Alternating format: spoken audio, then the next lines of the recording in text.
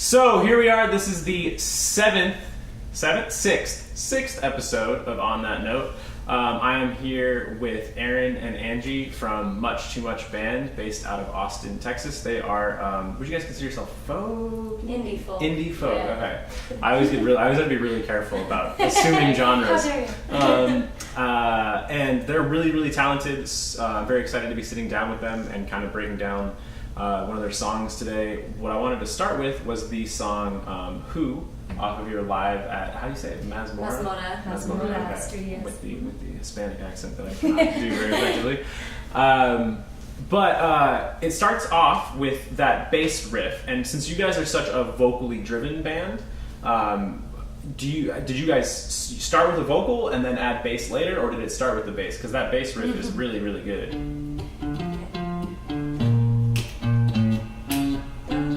That's a great one. Yeah. But so what did that start with? That melody was inspired by a melody our drummer whistled. Mm-hmm.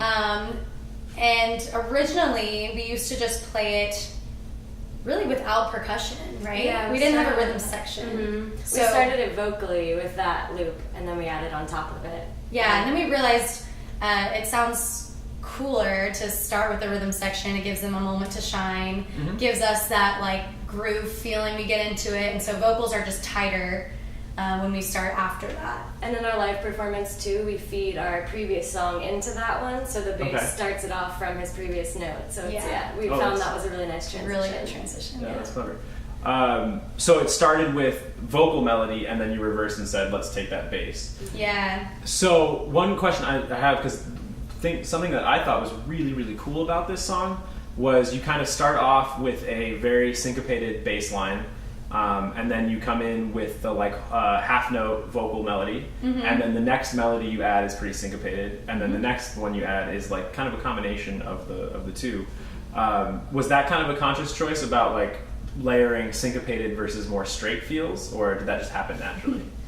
A lot of our songwriting happens just organically and naturally, but I guess we play around with what our bass player ended up kind of making up with the percussiveness of that line, and vocals just followed. It came naturally because like I would start that bum ba dum bum bum bum as my vocal line, and then Erin did the two syncopated lines on top of it, and then I did the fourth one. So we're like sandwiched in between our parts. So the two syncopated lines are Erin's voice, which is nice because you get the same like timbre and everything. So, yeah, that's really interesting. And just organically. Cool. Yeah, because I like listening to it. Like it feels very stacked in like a way that makes sense. I mean, obviously, because it's kind of like a layered intro. Right. But it just like it grooves really well in that you're adding a little bit of like rhythmic dissonance in the syncopation, and then balancing it out with a little bit more of a straight line. Yeah, we definitely like incorporating rhythmic contrast as well as just tonal. Like we love dissonance, and we're all about harmonies. So Angie's last vocal line, it's just a descending melody that creates more of like that pull, the dissonance there. And it just kind of came out of our hearts. From our hearts to our mouths. To your ears, to the people. It's music for the people. And that dissonance harmony that you're talking about, you guys layer that in so well, because it starts with like that. It just starts with that simple C sharp going into the D, and then you add the next line that comes in. That C sharp starts on the A when it goes to the A, so then you get that kind of dominant chord, and then you add the what line comes in after that? The the harmony. Yeah. Oh, which actually we recently changed. Oh, really? Yeah, because we're working on our debut album, and the guy who was mixing and mastering it, he altered the pitch a half step. So instead of ooh, ooh, ooh, just the same da da da, mi re do, he changed it to minor. So ooh,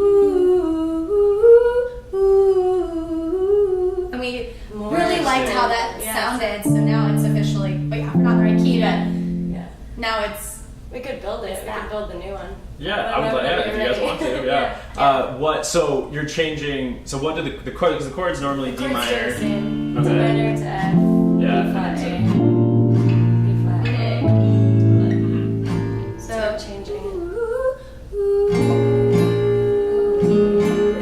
7th, I guess, Yeah. of the B flat. Is that right? So okay. Or it's at It has that six. the 6th. Yeah. Yeah. All right, that's really interesting. Makes it jazzier. Yeah, and that was done in mixing. Like he just shifted Yeah. the note. Interesting. And we were kinda He like- proposed it. Like, what do you Okay. think about this? And we kind of tried it in our live thing, and we're like, hey, we like that. I don't recall that, but I just heard it like most recently when he mixed it, and I was like, whoa, what's different about this? And pretty quickly I was like, it's minor. Wait, what? Like, what's That's happening? cool. Yeah. That's really cool. And so was that like that intentional in terms of like what you guys were, because you end up at the end of once all the layers come in, you start with just an A to C sharp to imply that dominant chord, and then you end up with the E and G get folded in later when you start adding in the harmonies. So was it was it your kind of starting point to end up with that full A dominant chord? Yeah. Okay. Yeah, that's like the lead in to just it the repeating. beginning of the song. Yeah. Mhm, All right, cool. yeah. But initially, this song was just vocals. We didn't add instruments until How much long later. was it just vocals? We would perform it without guitar and keys for a couple months, I think. Yeah, Mhm. just bass and drums, just bass and percussion. That's really cool. And vocals. Yeah. Because there's I mean, instrumentally you guys come in with the guitar and the piano even too on top of that. But I just really was excited about like because I could feel that A dominant chord, and then every time you added one more layer, I was like, oh, there's more of it now, and so it was just really exciting to us listen too. to. Yeah, I feel that way. Yeah. I was like, oh, there's the E, and then the G came in at the end, and I was like, oh, there it is, it's all there now. The whole gang. So that was awesome. And then how do you guys go about choosing, because you're looping live the vocals, right? How do you go about choosing who sings what, and then even beyond that, how to mix it once it is already there? Well, we've kind of learned. I mean, we definitely change it up because we both share a pretty similar vocal range. But in general, Angie has like a really jazzy, beautiful lower range, and I tend to have the higher timbre, like the just bright timbre. And so typically, not always. Beautiful, but higher notes. Yeah, usually Erin takes the soprano part and I'm the alto, but Yeah. we do switch, and sometimes you can't tell. Sometimes which is we cool. can't tell. Right. And Sometimes I recording. hear and I'm like, that could literally be my voice. It's incredible. Yeah. But yeah, generally that's kind of our rule of thumb. You know, Angie will sing the bass line, give it that like warmth, and I'll do the little da-da-da-da, like little layers on top, and then Embellishments. Angie comes back in, kind of solidifying those mid and lows, Okay. and we go from there. Yeah. A lot of the time when we write a looper song, it's literally just we're jamming, and I'll start something or Erin will start something and I'll add on top of it. It's like a pass the microphone back and forth. So we kind of transfer that into live performance. So Are it's you kind guys of like we're actually taking passing a microphone? Yeah, Okay. yeah. This is our setup for live performance. Actually, we have this it has a switch, so the sound's not coming through when we don't want it to. But yeah, we just pick it up and like hand it back and forth. We get our loop done, and then we like go to our instruments to start the song. Yeah, and some melodies just like speak to one of us more than the other in a sense, like it just feels right to sing it. So we're like, yeah, that just feels right. That's awesome. And then you mentioned that phrase, a looper song. So do you guys think of songs in terms of like this song is going to be looped and then this song is maybe not going to be? Because that's an interesting phrase that you just used there. So how do you guys approach like? Sure. Well, it's another thing to add to our setup for live performance. So if we're doing an acoustic set, we don't always have the looper. So there are some songs we can do, like we can do Who without that vocal loop. It's just lacking that fullness and the pull of the tension.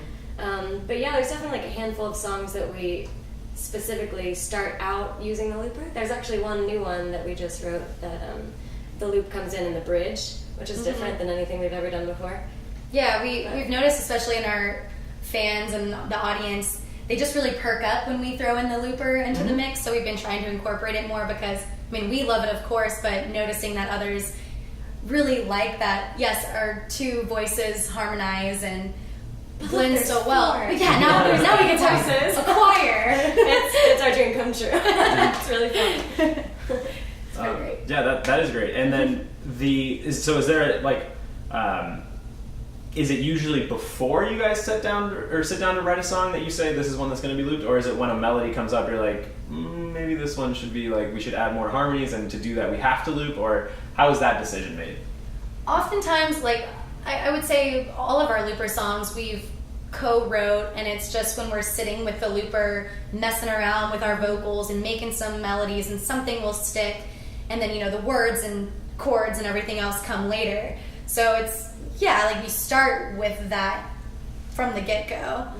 We don't really compose a piece and then say, yes, this is a looper piece. It just happens by that organic passing it practice. Back and forth. Back and forth. That's how we really love to write, and how we've found we work really well together is by bouncing ideas off of each other.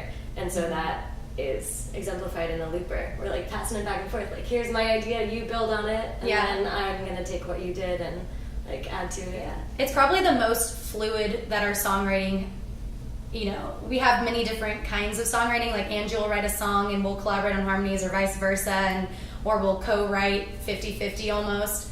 But with those, it's just incredibly fluid. It just happens. Which has really allowed our creativity as a team and to just blossom into like a newfound land of amazingness. I'm glad you feel that way. Okay, so then where I wanted to take it from there is that the first lyric that actually really comes in on that song, I mean, you guys, again, to go back to the layering idea, is you have, because you have that D,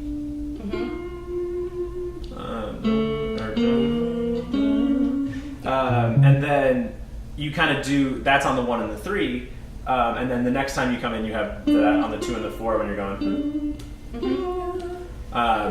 Was that kind of, I mean, there's it's almost a canon in that you have these kind of offsetting things. Was that intentional, or did that just, again, more of a natural thing? More of a natural thing, I'd say. But it feels right. Like, and since we are both experienced in the choral setting, like maybe that naturally came through. We were like, oh, this is a full voice kind of sound. Like, it would be cool to do a canon type thing here. But yeah, that's just naturally what came out. That's awesome.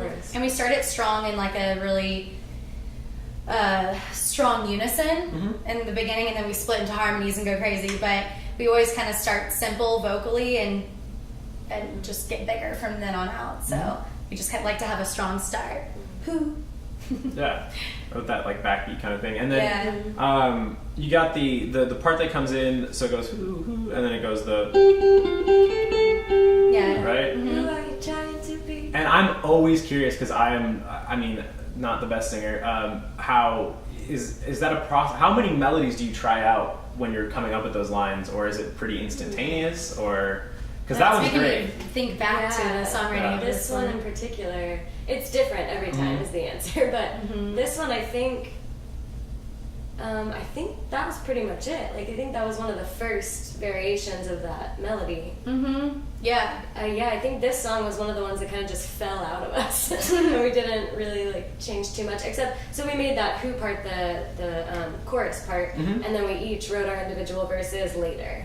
Right, so we would kind of like play around with it for a while, just wail over the loop until we found something, some melody, some words that meant something to us, and it stuck.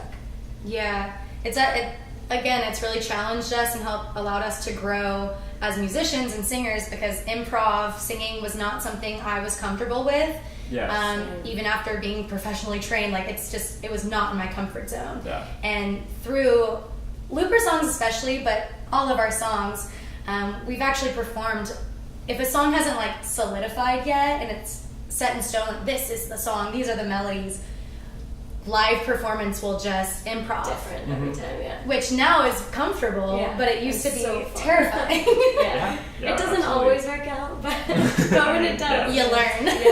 You learn real fast. Yeah, that is very true. And then it's got you guys do that in a couple of different places. I heard it on Strong and Steady too, but where you got, maybe that was more of a piano melody that came, but you guys do triplets a lot. Yes. And is that, where does that come from, or is it, is it just a natural thing again, or how do you guys approach that rhythmic thing? Because melodies are one thing, especially for singers, I mean, but choosing the rhythm of something is obviously a whole different thing. Yeah, I don't know. I personally, like, in songwriting, I just love, like I said, I love rhythm contrast. So if our vocal line is real legato and longer notes, then I want the underlying rhythm, whether it's guitar or the percussion section, I want it to be faster, more rhythmic. So for me, I don't know what it is. I really do love triplets and syncopation and all of that. Yeah. That song also, when we brought in the bass and percussion, kind of really, then we could feel it in a different way than with just the looper. And so we felt those triplets and those more syncopated rhythms. And so it was adding the other instruments that helped me feel like those were, you know, they wanted to be there. The triplets wanted to be there. Mm-hmm. Got it. Yeah, that's awesome. And then you mentioned, so you go, that's the chorus kind of section, and then it does really explode on that verse with the Yep. Yeah. Yeah. And who's singing that part? That's you? Okay. Yeah. See? Judging on your bright timbre, I would have guessed that was you then, like the way you guys were discussing your voices. But that's cool. It's hard to tell. What you hear in here is so different from what people hear out here. Yeah. Because that sounds very, very full, and to me anyway. But you got that part, just like the sky and the ocean, right? And then I am ever changing. If I recall correctly, that vocal line took some time to develop. Yeah? Okay. Yeah, it wasn't. I think it just evolved from I the remember first. when it happened. You do? It was live. Actually, I remember this song now. We improvised both of our verses, and they pretty much stuck. Where was that? That was a house show at my mom's house. It was like a house concert, and we had all these people on the floor. It was like such a good environment, and we had just written that loop, and we were like, let's try it out. Like, let's just improvise. And we literally sang those verses, and they stuck. Yeah. Yeah, it's weird that I didn't remember that until just now, but yeah, it's an example of a time when it worked in my performance. Because that vocal run is that. I am never changing. Yeah. It's great, and I was just curious. So that was something that's really interesting. That it was something that you had tried a bunch of times and maybe not found, and then just did it live, and it just was that. Yeah, it just that melody just happened live, and then we listened back because we recorded it, and we were like, Oh, hey, that's it. Yeah, that's the one. Song. Nice. That's amazing. And it evokes the mood too, because I wanted the line to reflect, just like the sky and the ocean, everything's changing in this world, and so my vocal line, it has to be fluid and all over the place in a sense, because that's what I'm saying. Yeah, reinforcing the theme. That's awesome. Yeah.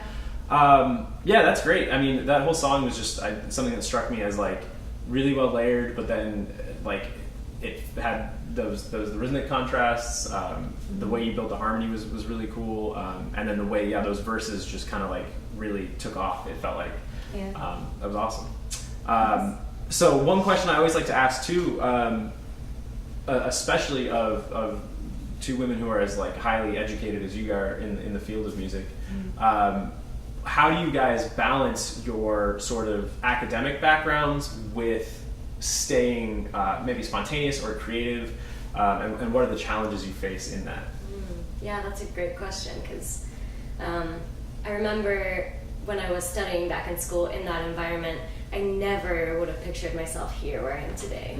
A gigging musician in an indie folk band. I was thinking classical, I was thinking musical theater. I never really saw myself in this role.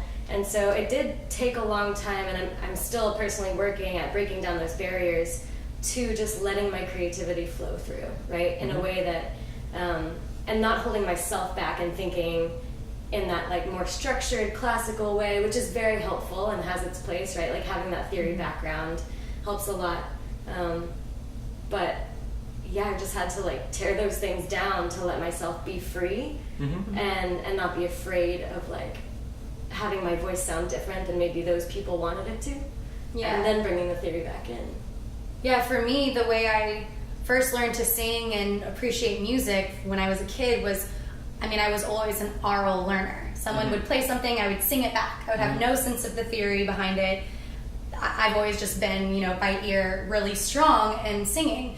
And then I got educated, so I was like, got more of the theoretical book smarts behind it. So combining those, like now my songwriting, it's still by ear and by feel for me. Like that's first and foremost. It's like if it feels right and connects to my soul and my heart, then cool. But if I'm struggling in the songwriting process, then I will think theoretically, all right, what makes sense here?